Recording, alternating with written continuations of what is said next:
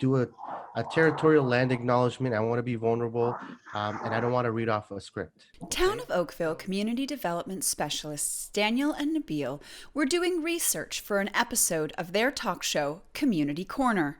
We wanted to talk about Indigenous land acknowledgements, just because that's something that we often get asked to do or that we do before our meetings. And, it deserves some time to dive into, what are those words we're selecting? Why does that matter? Who does that matter to?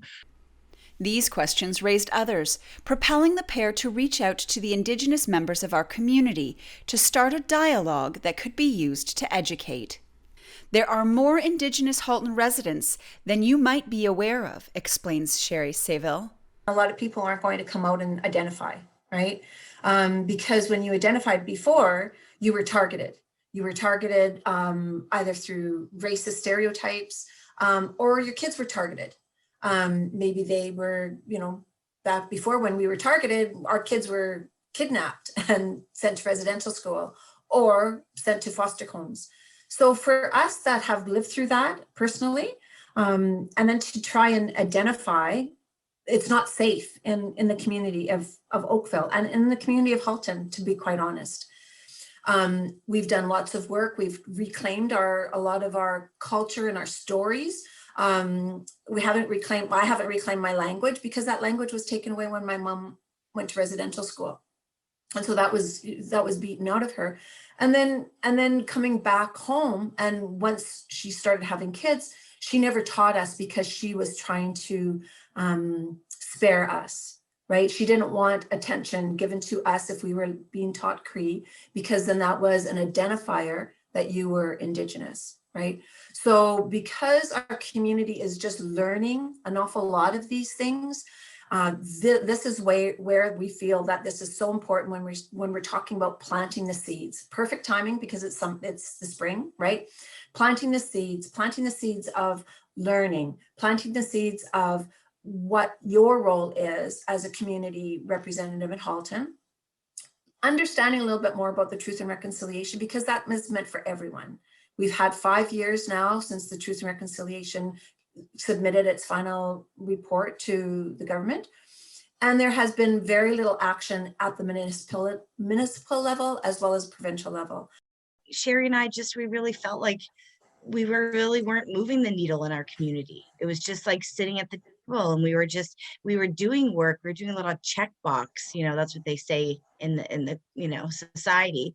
But I think we were really at the point where it was like, we need to work at engaging our people more. And how can we do that from a really like foundational experiences of our Indigenous, residents and just of the Indigenous community across Canada.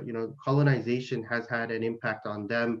And if I'm to be an ally and to advocate on behalf of those communities, I need to give voice to those communities, right? So the hard work needs to get done.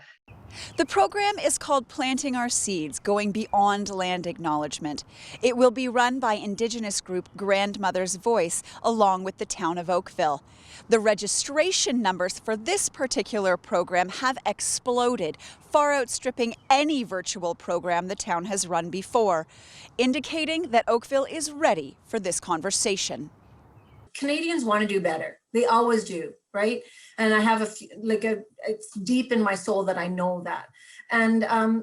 But you're not told, and you're right, you don't know what you don't know. And so if you're not told these different things about appropriation and appreciation, the difference between those two, how are people going to learn?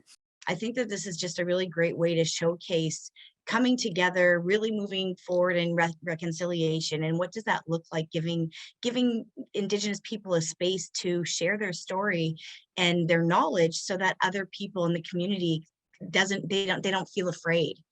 Because if there's any time to reclaim who we are and our voices and to really hold up our children and their voices, it's right now. It's like we have a clean slate. That's kind of the message that I was given at the beginning of COVID.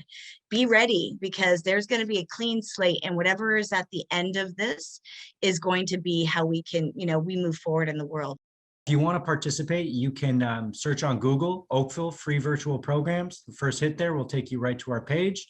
You actually don't need to register. All of our free virtual programs, you can just click and attend and join. Reporting for Halton News, I'm Nikki Wesley.